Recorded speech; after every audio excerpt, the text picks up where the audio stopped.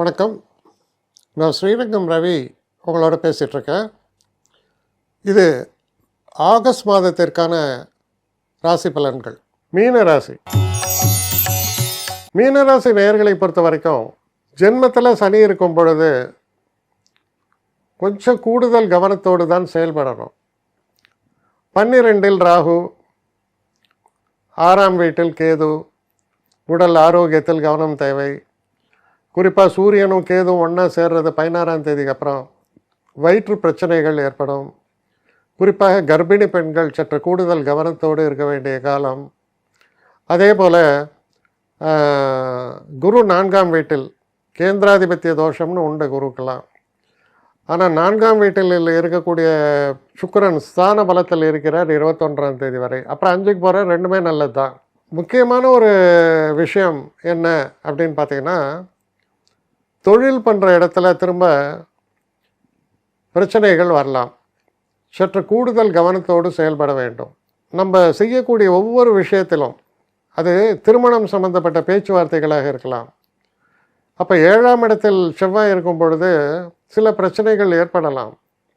நாம் பேசக்கூடிய பேச்சுக்களில் சில தவறுகள் நிகழலாம். அதனால் நமக்கு கிடைக்க வேண்டிய சில நன்மைகள் கிடைக்காமல் போவதற்கான வாய்ப்புகள் உண்டு. எப்போவுமே ஜென்ம சனி அப்படின்னு சொல்லும்போது கூடுதல் கவனத்தோடு செயல்பட வேண்டியது அவசியம். மனசில் கோபம் ஏற்படும். பேசக்கூடாத மாதிரி பேசிடலாம். சில நேரங்களில் நாம் நம்மை விட பலசாலியோட கூட மோதிடலாம். கவனமாக செயல்படுங்கள். தேவையில்லாத வம்ப விலைக்கு வாங்காதீங்க. சில வார்னிங்ஸ் கொடுக்க வேண்டிய அவசியம் இருக்குது. அதனால தான் இதெல்லாம் கொடுக்குறேன். ஏன்னா ஜென்ம சனி, சனீஸ்வரனுக்கான சில பரிகாரங்கள்லாம் அந்த கோயில் திருநள்ளாறு, திருக்கொள்ளிக்காடு இப்படியெல்லாம் இருக்குது. மகாராஷ்டிராலேயும் சிங்கநல்லூரோ ஏதோ சொல்கிறாங்க. சிங்கனூர் அந்த இடத்துல எல்லாம் ரொம்ப சந்நித்தியமாக சனீஸ்வரன் இருக்கிறார். எப்போவுமே இந்த மாதிரியான ஜென்ம சனி காலத்தில் சனீஸ்வரனை வணங்குவது, ஐயப்பனை வணங்குவது நல்ல பலன்களை தரும். அனுமாரையும் வணங்கலாம். அது அவரவருடைய நோக்கத்தை பொறுத்தது. அதனால் இந்த ஒரு காலகட்டத்தை பொறுத்த வரைக்கும் கொஞ்சம் கூடுதல் கவனத்தோடு நீங்கள் செயல்பட வேண்டியது மிகவும் அவசியம்.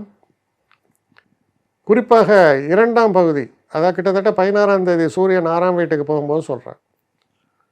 கொஞ்சம் கூடுதல் கவனத்தோடு செயல்படுங்கள். பல பிரச்சனைகளை நீக்குவதற்கான வழிகள் பிறக்கும். என்னை காண்டாக்ட் பண்ணணும்னு நிறைய பேர் நினைக்கிறீங்க. தயவு செஞ்சு என்னை காண்டாக்ட் பண்ணுறதுக்கு ஒரு மெயில் அனுப்புங்க.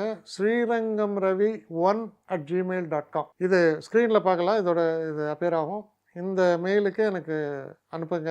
எனக்கு நிறைய பேர் அனுப்புகிறீங்க. நான் ஒருத்தன் தான் அதை பார்க்குறேன், செய்கிறேன். ஏன்னா இது வேகமாக செய்யலாம் முடியாது. ஒரு நாளைக்கு ஒரு 3 பேர் பார்ப்போம், 4 பேர் பார்க்குறோம். அதனால் கொஞ்சம் டிலே ஆகுது. கட்டண சேவை தான். இந்த கட்டணத்தை செலுத்திய பின்பும் கிட்டத்தட்ட ஒரு 5-6 நாள் ஆகும். சில பேர் நினைக்கலாம் கட்டணத்தை செலுத்தின உடனே அடுத்த நாளே பார்க்கணுன்ட்டு.